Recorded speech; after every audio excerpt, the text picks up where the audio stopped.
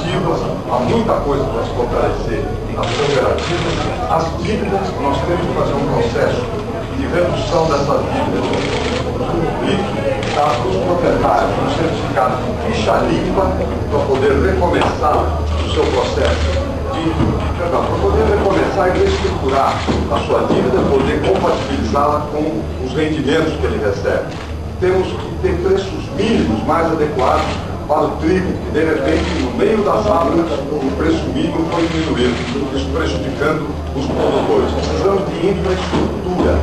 Aqui tem um porto que é fundamental, que é o de Paranaguá, que está absolutamente congestionado. Eu quero dizer que na presidência, com o Richard governador, nós vamos ampliar Paranaguá à altura do progresso do Paraná e dos Mato Grossos que exportam via Paraná. Eliminar esse engarrafamento é fundamental, da mesma maneira que fazer um ramal até Guaíra, para poder trazer mais produção, para poder dar mais renda dos produtores, vendendo para o exterior e para outras regiões do Brasil. Um outro fator importante também é a tranquilidade para o investimento. A intranquilidade para o investimento no Brasil, devido às invasões, a tolerância do governo em relação às invasões e, inclusive, o subsídio, o dinheiro, a subvenção que o governo federal faz ao MST, que, na verdade, hoje é um movimento muito mais político e voltado mesmo à reforma agrária. Uma tarefa fundamental da nossa reforma agrária será a de fazer os assentados produzirem. Esse é um ponto crucial. Não adianta desapropriar terras, entregar para assentados, depois eles irem trabalhar nas cidades. Nós temos que dar assistência técnica, nós temos que dar assistência de crédito, de infraestrutura, para que eles possam produzir.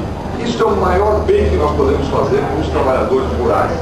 E também dar tranquilidade para o agricultor que investe, porque senão a nossa produção de alimentos não vai crescer segundo as necessidades do Brasil e também do nosso comércio exterior. Não preciso ir longe para dizer que quem segura hoje a balança comercial do Brasil é a agroindústria. Não fosse a agroindústria, o Brasil estaria quebrado. Só no ramo industrial de maior tecnologia, neste ano, nós estamos caminhando por um déficit 60 bilhões de dólares. Quem está aguentando o processo é a agroindústria, é a agricultura, é a pecuária. Portanto, nós devemos fortalecê-la e melhorar a questão social dentro da agricultura. Significa não apenas a terra, mas fazer quem recebe terra produzir e não estimular as invasões e estimular a inquietação no campo. Com trocas também, com controle das fronteiras, porque é pelas fronteiras que entram uma das maiores calamidades do Brasil atual, que são as drogas e o crack, com todos seus efeitos devastadores sobre a juventude e sobre a criminalidade, porque o crack traz consigo a criminalidade. E, ao mesmo tempo, também barrar o contrabando de armas. As duas bases do crime organizado são o contrabando de armas e o contrabando de drogas. Por isso, eu quero criar o Ministério da Segurança Pública para enfrentar o crime organizado no plano nacional. Porque o crime é cada vez mais nacional e o enfrentamento é sempre regional, estadual. Isso não funciona. Hoje, um criminoso que estiver circulando em Curitiba, o criminoso que vem de Goiás, vai para Curitiba, pede o documento dele, ele não vai ser preso. Não há um fichário nacional de criminosos. Não há uma difusão da tecnologia mais moderna para se enfrentar o crime. Portanto, nós precisamos ter todos esses esforços concentrados na área federal e no Ministério da Segurança, até para cobrar dos governadores que não estão fazendo bem o seu trabalho na agricultura nacional e forte. É melhor o governo pôr dinheiro nisso do que pôr dinheiro perdoando dívidas. E é mais saudável e melhor para a agricultura. Então, o que aconteceu aqui é significativo. Deu-se um preço mínimo para o trigo, chegou a safra, se baixou em 10% o preço mínimo. E o agricultor fica prejudicado. Não estão pagando aí o preço. Então, eu vou repetir. Quer dizer, aqui é um exemplo típico. Tinha um preço mínimo para o trigo, no meio da safra se diminuiu em 10% e ainda se acrescenta. Não estão pagando. Uma outra questão é da própria dívida, que hoje é sufocante. Da agricultura, inclusive dos pequenos e médios, inclusive no PRONAF, que é o Programa da Agricultura Familiar, criado no governo passado. Nós vamos ter que fazer uma renegociação muito bem feita, é uma das tarefas principais que o novo governo encarará, E nós vamos equacionar bem esse assunto de uma maneira que premie aquele que produz. Por isso é que nós temos que ter um sistema de seguro muito bem estruturado em todo o Brasil. Por enquanto, só teve trololó. Apesar da boa vontade dos ministros, o governo, apesar da boa vontade dos ministros da Agricultura, o governo não se jogou nessa tarefa. E essa será uma das primeiras tarefas que nós cumpriremos no governo. Uma coisa meio que... Nós não vamos comentar sobre mexidas do governo com a população assistindo.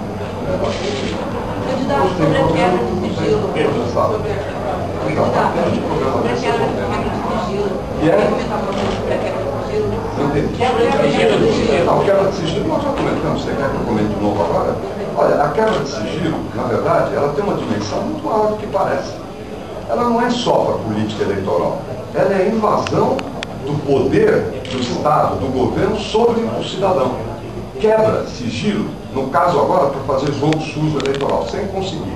Mas quebra também sigilo de muita gente que não tem nada a ver com política. Isso é um crime que viola a Constituição. E a esse crime se associam também as pressões, as intimidações sobre a liberdade de imprensa.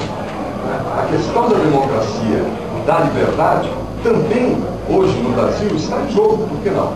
Nós temos que garantir as regras do jogo democrático e a liberdade de imprensa é a alma da democracia. E a defesa do cidadão é a outra alma. Tem duas almas da democracia.